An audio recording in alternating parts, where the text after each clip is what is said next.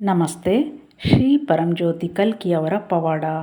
ಇಂದಿನ ಪವಾಡದಲ್ಲಿ ತಮಿಳುನಾಡಿನ ತಂಜಾವೂರಿನ ಡಾಕ್ಟರ್ ಬೃಂದಾಗಿರಿ ಅವರು ತಮ್ಮ ಅನುಭವವನ್ನು ಹೀಗೆ ಹಂಚಿಕೊಂಡಿದ್ದಾರೆ.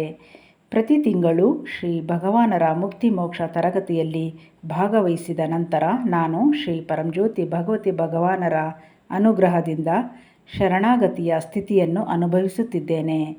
ಈ ಮೊದಲು ಎಲ್ಲವೂ ಪರಿಪೂರ್ಣ ಮತ್ತು ಶಿಸ್ತುಬದ್ಧವಾಗಿತ್ತು. ನಾನು ಈ ಬಗ್ಗೆ ತುಂಬ ನಿರ್ದಿಷ್ಟವಾಗಿದ್ದೆ ಮತ್ತು ವಿಷಯಗಳು ಯೋಚಿಸಿದಂತೆ ಶಿಸ್ತುಬದ್ಧವಾಗಿ ಸಾಗದಿದ್ದರೆ ನಾನು ನಿರಾಶೆಗೊಳ್ಳುತ್ತಿದ್ದೆ. ನನ್ನನ್ನು ಕೇಳದೇ ಇದ್ದರೂ ನಾನು ಸಲಹೆಗಳನ್ನು ಕೊಡುತ್ತಿದ್ದೆ. ನಾನು ಯಾವಾಗಲೂ ಎಲ್ಲರನ್ನೂ ಮತ್ತು ಎಲ್ಲವನ್ನೂ ಸರಿ ಮಾಡುವ ಪ್ರಯತ್ನ ಮಾಡುತ್ತಿದ್ದೆ. ನಾನು ಸಮಯ ಪಾಲನೆಗೆ ಹೆಚ್ಚಿನ ಪ್ರಾಮುಖ್ಯತೆ ನೀಡಿದ್ದರಿಂದ ತಡವಾದ ಯಾವುದೇ ವಿಷಯವೂ ನನ್ನನ್ನು ಕೆರಳಿಸುತ್ತಿತ್ತು. ನಾನು ನನ್ನ ಕೋಪವನ್ನು ಇನ್ನೊಬ್ಬ ವ್ಯಕ್ತಿಗೆ ತೋರ್ಪಡಿಸದಿದ್ದರೂ ಒಳಗೆ ತುಂಬ ದುಃಖ ಮತ್ತು ಅಸಮಾಧಾನಗೊಳ್ಳುತ್ತಿದ್ದೆ. ಆದರೆ ಕೆಲವು ದಿನಗಳಿಂದ ನಾನು ಎಲ್ಲವೂ ಪರಿಪೂರ್ಣ ಸ್ಥಿತಿಗಳಿರುವಂತೆ ತೋರುತ್ತಿದ್ದ ಸ್ಥಿತಿಗಳನ್ನು ಅನುಭವಿಸುತ್ತಿದ್ದೆ.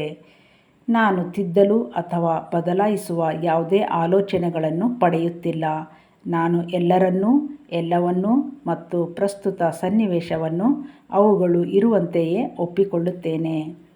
ನನ್ನ ಹಸ್ತಕ್ಷೇಪವಿಲ್ಲದೆ ಎಲ್ಲವೂ ಸ್ವಾಭಾವಿಕವಾಗಿಯೇ ತೆರೆದುಕೊಳ್ಳುತ್ತಿರುವುದನ್ನು ಗಮನಿಸುತ್ತಿದ್ದೇನೆ. ಯಾವುದೇ ಯೋಜನೆಯಿಲ್ಲ, ಗೊಂದಲವಿಲ್ಲ, ಹೋಲಿಸುವಿಕೆ ಇಲ್ಲ ಅಥವಾ ದುಃಖವಿಲ್ಲ. ನನ್ನ ಹಸ್ತಕ್ಷೇಪ ಮತ್ತು ಯೋಜನೆಯಿಲ್ಲದೆ ಎಲ್ಲವೂ ಶೀಘ್ರವಾಗಿ ಮತ್ತು ಪರಿಪೂರ್ಣವಾಗಿ ಸಾಗುತ್ತಿರುವುದನ್ನು ನಾನು ನೋಡುತ್ತಿದ್ದೇನೆ.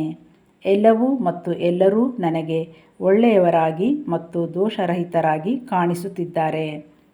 ನಾನು ಗತದಲ್ಲಿ ಮತ್ತು ನೋವಿನಲ್ಲಿ ಜೀವಿಸುತ್ತಿದ್ದೆ, ಆದರೆ ಈಗ ನಾನು ಅದರಿಂದ ವಿಮುಕ್ತಳಾಗಿದ್ದೇನೆ. ಆಂತರಿಕ ಕಿರಿಕಿರಿಯು ಕಡಿಮೆಯಾಗಿದೆ ಮತ್ತು ಆಲೋಚನೆಗಳು ಇನ್ನೂ ಪ್ರವಹಿಸುತ್ತಿವೆ, ಆದರೆ ಈಗ ಅವು ನನಗೆ ತೊಂದರೆ ಕೊಡುತ್ತಿಲ್ಲ. ನಾನು ಆಳವಾದ ಆಂತರಿಕ ಶಾಂತಿಯನ್ನು ವೀಕ್ಷಿಸುತ್ತಿದ್ದೇನೆ. ನಾನು ಸಾಕ್ಷಿಭಾವ ಸ್ಥಿತಿಯನ್ನೂ ಅನುಭವಿಸುತ್ತಿದ್ದೇನೆ. ನಾನು ಕಿರಿಕಿರಿಗೊಂಡಾಗಲೂ ಅದನ್ನು ಗಮನಿಸುತ್ತೇನೆ ಮತ್ತು ಕೆಲವೇ ನಿಮಿಷಗಳಲ್ಲಿ ಕಿರಿಕಿರಿಯು ಮಾಯವಾಗುತ್ತದೆ. ಶ್ರೀ ಪರಂಜ್ಯೋತಿ ಭಗವತಿ ಭಗವಾನರ ಇರುವಿಕೆಯು ನನಗೆ ವಾಸ್ತವವಾಗಿದೆ.